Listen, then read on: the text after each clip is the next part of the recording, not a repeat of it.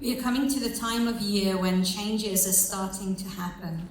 The seasons change from sunny, warmer months to the cooler days and especially nights, at least in this part of the country. The changes of the seasons also comes with the presence of the vibrant colors in the trees.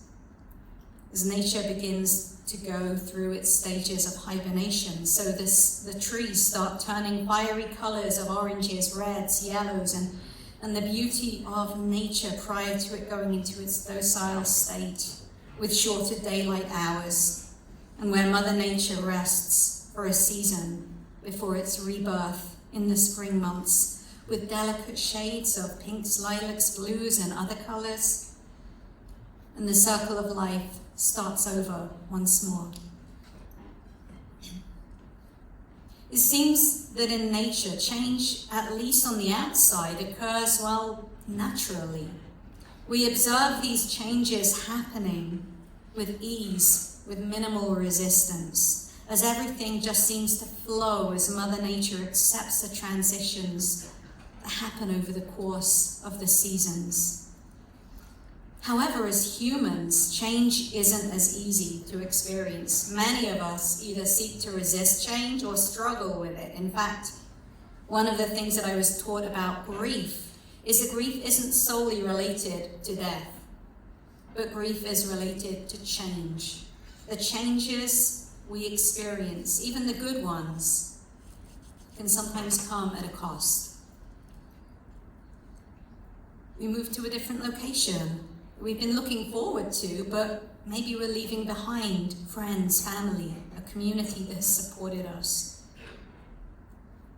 A relationship ends, we may lose a sense of identity which was attached to that relationship.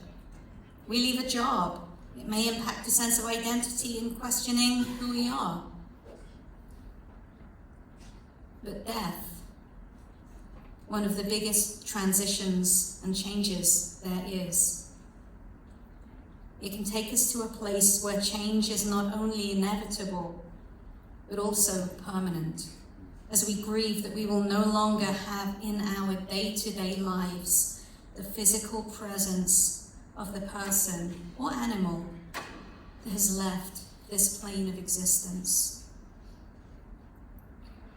The grief we feel when accompanied by any change can be overwhelming, and it can cause us, like nature, to go into a hibernation that can be isolative and unhelpful for our soul as we're trying so hard to protect ourselves in the vulnerability that we're feeling around those changes. One thing that any type of change teaches us is that it's inevitable. Life is about change. And this isn't easy. Even when we look at the changes in the seasons, there's a pattern that happens every year, and during the time when that pattern deviates, such as a random 70-degree day in February, then we take notice. But as human beings, we get one life, and we go from childhood to adolescence to adulthood and to old age if we're lucky, on a linear path. We may experience lessons along the way and hopefully learn from them. But generally speaking, we have one life. Maybe it's why the reading from Ecclesiastes 3 in the Hebrew Scriptures reminds us that there are seasons in our life, just as much as the annual seasons that Mother Nature experiences.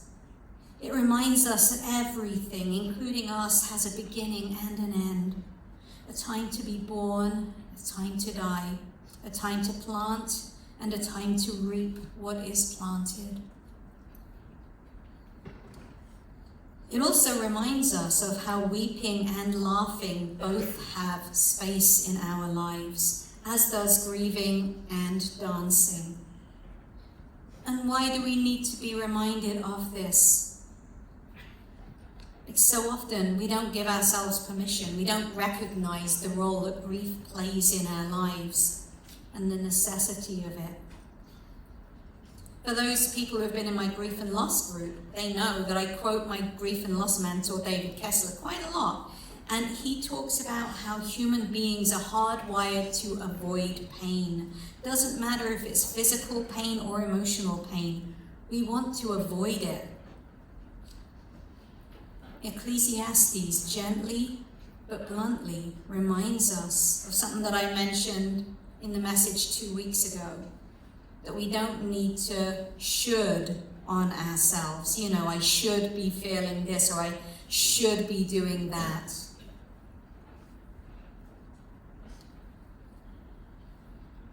Whatever our feelings are related to any change, they are legitimate, and they are as individual as we are.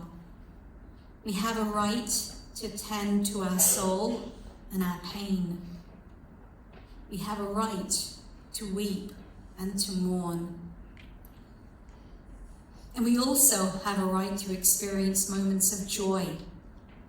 And neither of these feelings takes away from the other. In fact, it's a common grief phenomenon in both adults and children that during a time of intense emotion, a fond memory may be shared or a joke that the person loved, which creates some laughter.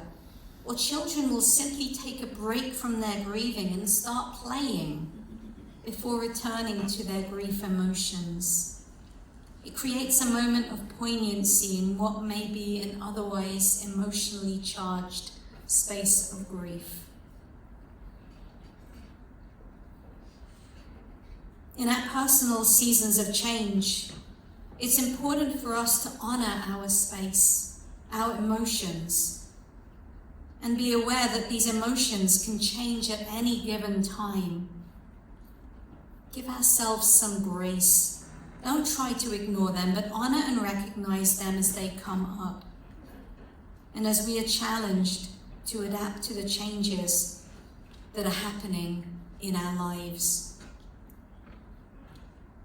As I was reflecting on the subject of seasons, I was reminded of the song from Rent, Seasons of Love, which was shared prior to this message.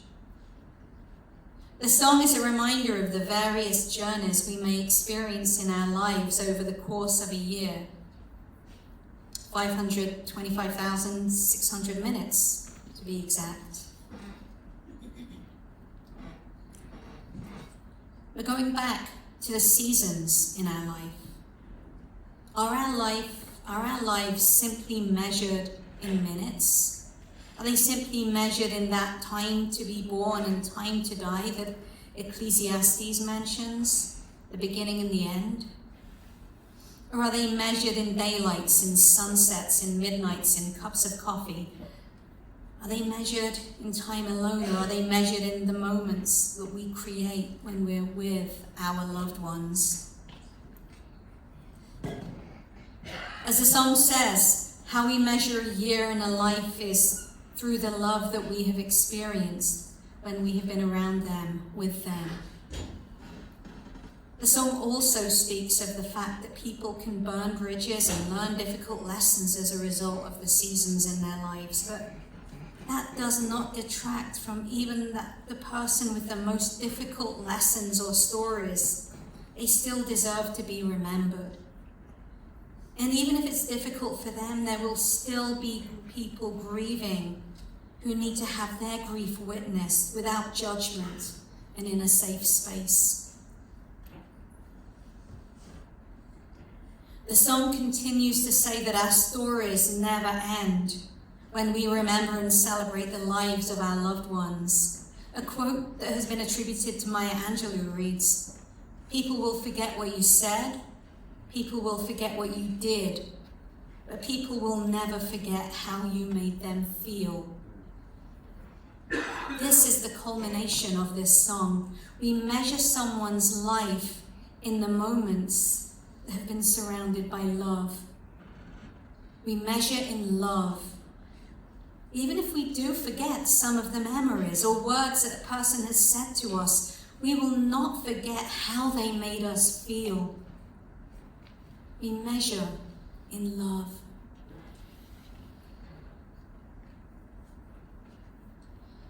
This brings me to the seasons in the life of recovery. Change in life is inevitable.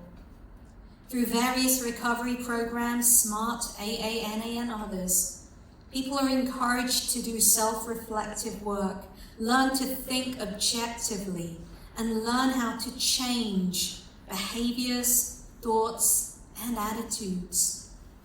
Because if they keep doing the same thing they did while they were in their active use disorder, they're not going to get healthy. The definition of spiritual awakening in the Big Book refers to it as the personality change sufficient to bring about recovery. Now, as we've discussed, change can be hard, even positive change.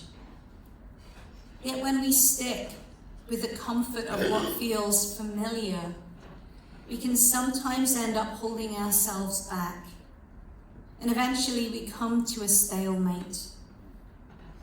In his book, Man's Search for Meaning, Viktor Frankl wrote, "When we are no longer able to change a situation, we are challenged to change ourselves." When it comes to recovery, the necessity for changing ourselves is right there.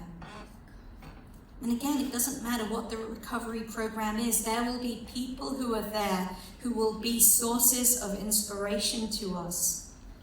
They will knowingly or even unknowingly be part of our bigger support systems, offer inspiration, insight, or encouragement. Someone recently told me that people will come in and out of our lives, including in our recovery meetings. People come in and out of treatment while you're here. People will come in and out of the meetings over the course of the years. That's change. That's the transient nature of how life is. But the impact those people have had in our lives will forever change us.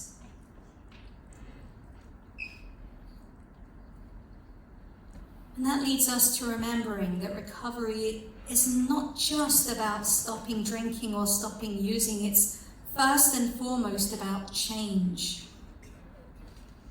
And that is a transformative experience. And those transformations don't just start with us. They start with the people we surround ourselves with. Maybe we'll call one of those people up and have those cups of coffee with them, like the song mentioned from Ren. Maybe until midnight, or watch the sunset as we discuss strife, sometimes through the laughter. And after 525,600 minutes, maybe we'll be able to call them a friend. And those moments of kinship, moments of time, moments of trust will become measured in love as we realize the sacredness of the bond that is formed with those we invite to get to know us and help us in our quest to change. One phrase I have said regularly is that we become who we surround ourselves with. And when it comes to change, if we're gonna allow ourselves to be surrounded by people who want the best for us and who will encourage us to grow, even if that growth and change is a challenge, are we gonna do that? Or will we stay in the comfort of the familiar, which will potentially keep us in a place of stuckness?